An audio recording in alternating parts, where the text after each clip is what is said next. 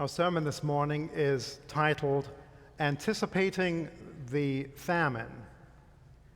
And our text is from Genesis chapter 41, verses 35 and 36.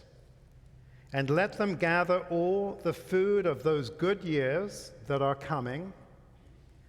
Then that food shall be as a reserve for the land during the 7 years of famine, that the land may not perish during the famine.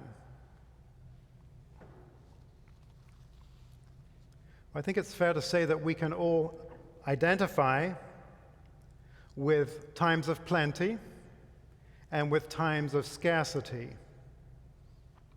both literally and figuratively. Our times of plenty usually occur when things are going well, when we're feeling strong, upbeat, cheerful. We find that we are alert and eager to learn and able to take criticism. And loving our fellow human beings isn't hard during these times of plenty. And we find that we are at peace with the Lord and the world around us. But when famine strikes, we suddenly find ourselves a lot less magnanimous. If you think about famines, they're an extremely serious thing. They can be devastating. We still experience them in this world.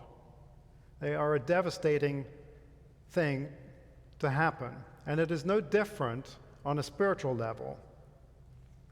When we experience spiritual famine, we feel drained, depleted, with little to give or be hopeful about.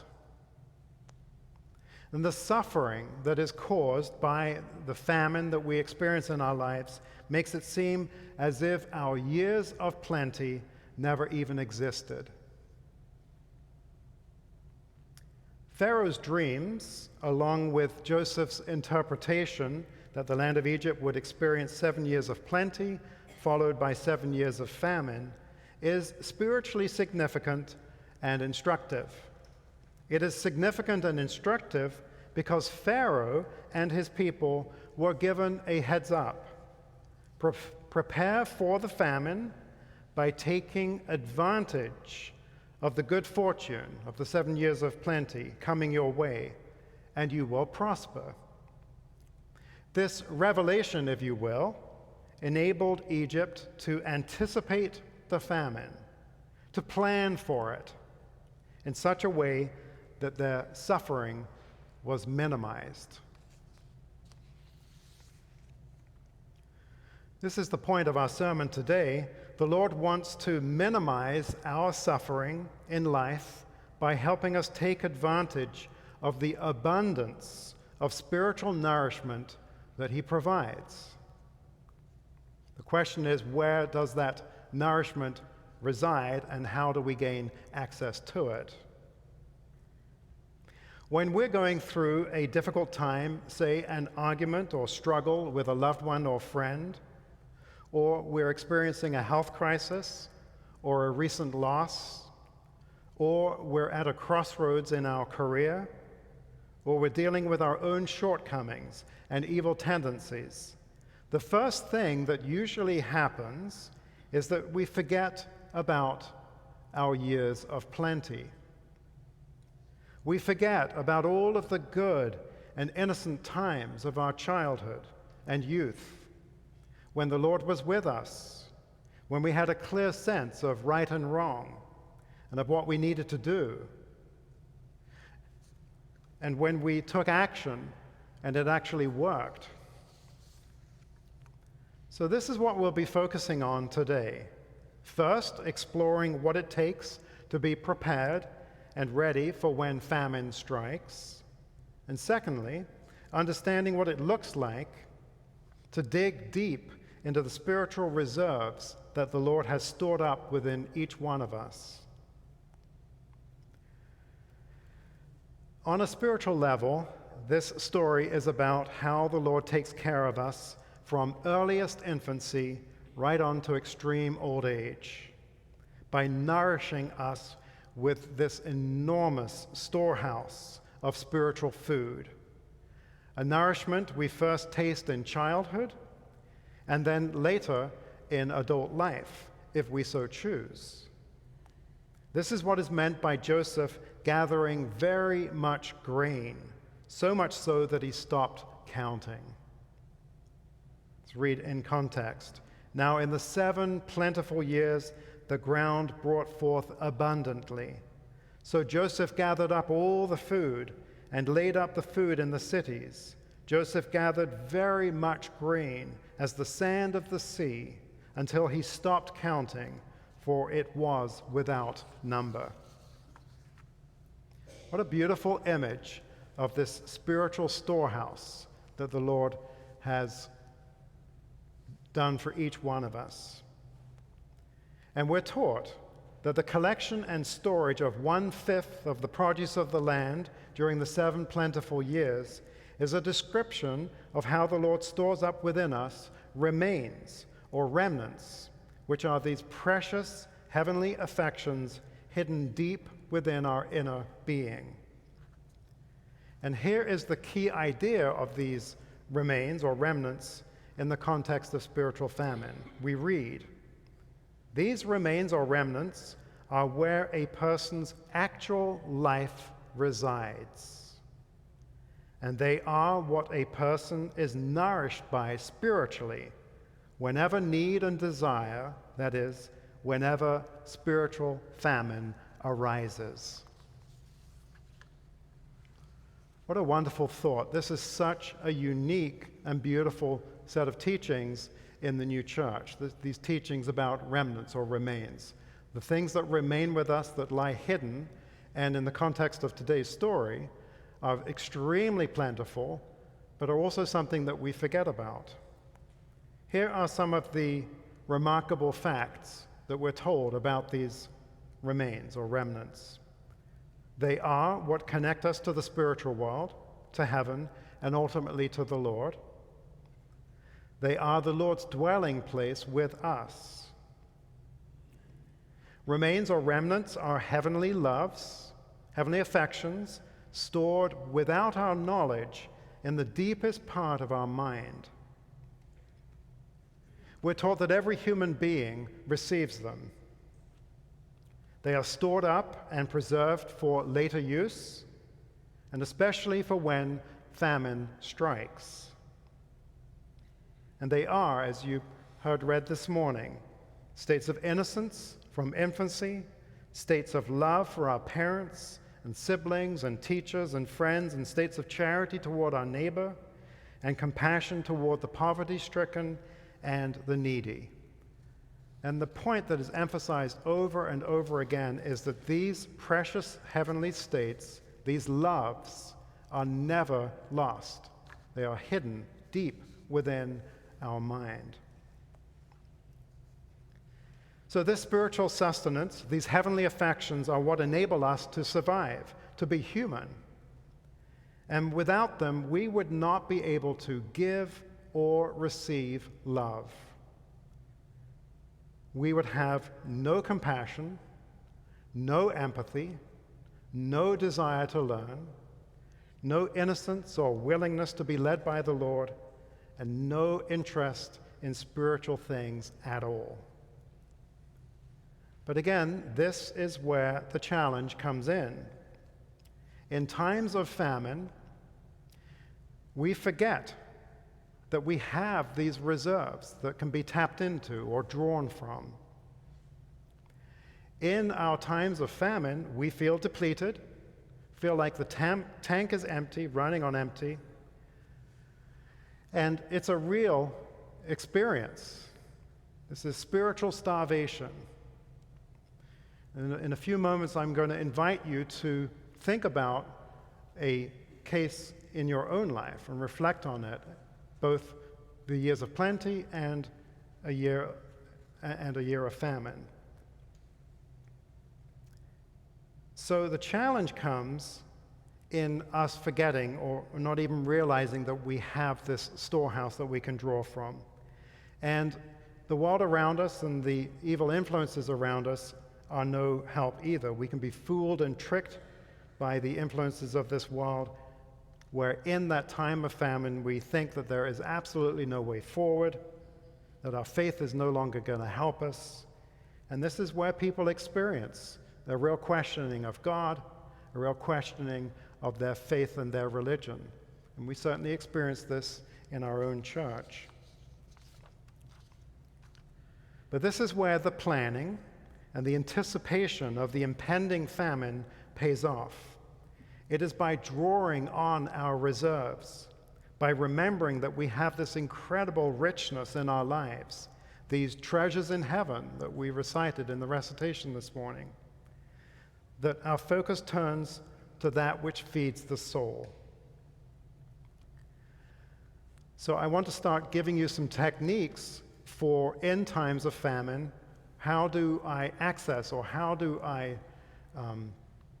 reach out to those remains, those stores, the storehouse of affections? And I think probably one of the strongest ways is for us to think back to our childhood memories, the fond memories that we have with our parents and our teachers and growing up, those carefree days. Those affections are very strong. Think of how much we enjoy harping back on those fond memories of vacations, time spent with family, time spent with loved ones and friends. This is the beginnings of being able to tap into that storehouse. It's also a reminder when we think about those affections, especially the innocence and the willingness to follow the Lord, that we're reminded in terms of what's important in life. The Lord specifically says in the Gospels, "Do not labor for the food that perishes, but for the food that endures to everlasting life. For what does it profit a man if he gains the whole world but loses his soul?" So this struggle that we're talking about, these times of famine, are worth it because of what's happening and because of this incredibly beautiful reminder of the storehouses that we can access. This is why the teaching in describing this particular series in the Arcana Celestia and Secrets of Heaven says, quote, "The more we allow ourselves to be reborn, the more our remnants or remains serve their purpose." This is the intended purpose of this storehouse, to bring back all of those beautiful memories and to become like little children again. And so again, in accessing this storehouse, this abundance, this spiritual abundance, we are returning to states of innocence. We're turning to states of love for parents, teachers, and friends, as was described in the reading this morning, states of charity toward our neighbor, states of compassion and empathy for those less fortunate than ourselves. As I was researching this was reminding me of the important point, I've mentioned this before, that we are the inhabitants of two worlds simultaneously. We're obviously in this physical world, and we become quite aware of it as we get older, and the aches and pains start to kick in. But we know, and you don't have to be old to know this either, that the true self is our mind. And so we have these teachings that say the mind is our true self. Another teaching says the kind of mind we have determines what kind of person we are. Another teaching in connection with this says that the capacity to be human is the capacity to think what is true and to will what is good. Doing these things, tapping into this storehouse, engaging with these remains, brings us into the presence of the divine. Again, this is why I love that beautiful teaching that we've probably memorized since childhood, laying up treasures in heaven. Lay up for yourselves treasures in heaven where neither moth nor rust destroy, and where thieves do not break in and steal. So then we come to the famine. Then the 7 years of plenty ended, and the 7 years of famine began. And so Joseph opened up all the storehouses and sold to the Egyptians.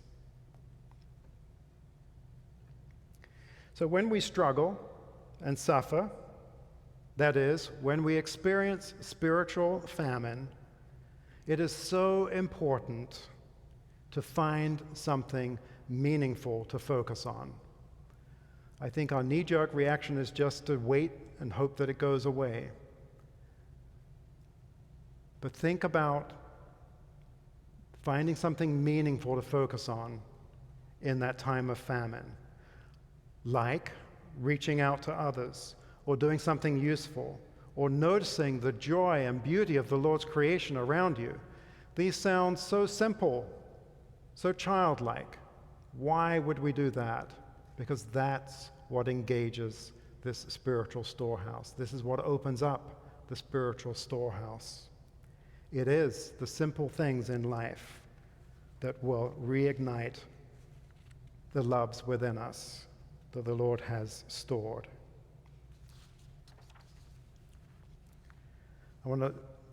Near the end here, I want to share with you this beautiful teaching. I love the wording of this. And it's in explanation of this section that we've been looking at in Genesis chapter 41. It says, "Truth comes to be joined to good when we find joy in doing good to our neighbor, not for any selfish or worldly reason, but for the sake of truth and goodness itself." I love that wording, find joy. Again, this is why I'm encouraging you to think back to your childhood. Think of how much joy we found in the simple things, the joy in helping out mom or dad, the joy in being of service. It's a powerful, powerful way of reigniting those loves.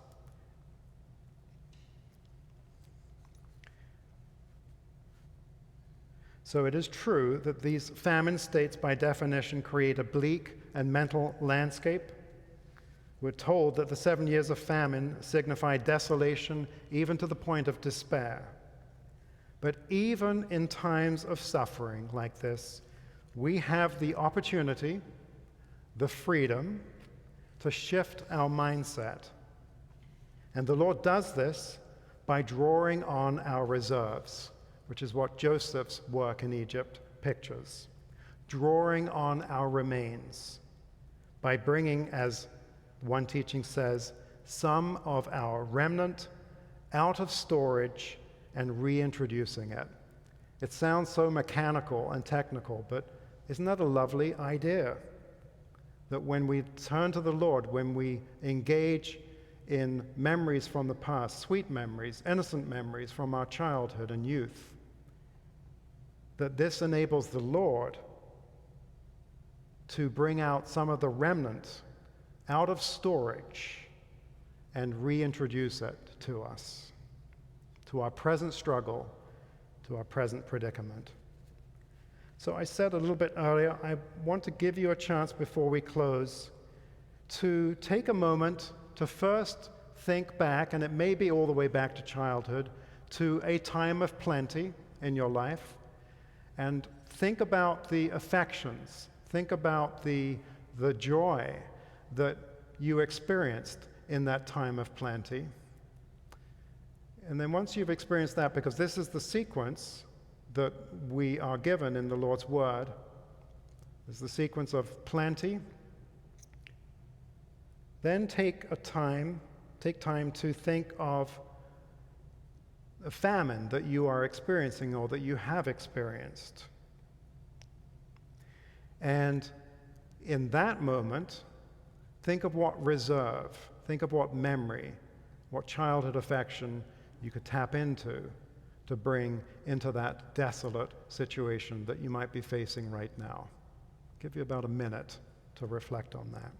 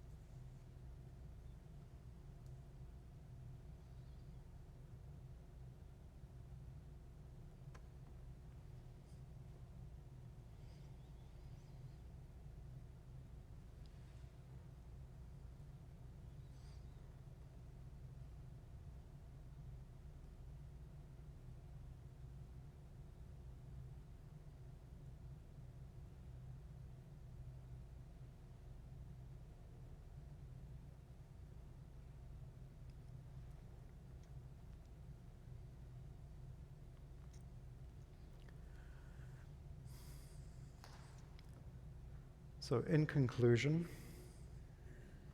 I'd like to suggest that there are many unexpected joys that await you as you re-engage with the innocent states of childhood and youth. These things are unexpected, even in the storyline. Think of what happens with Joseph.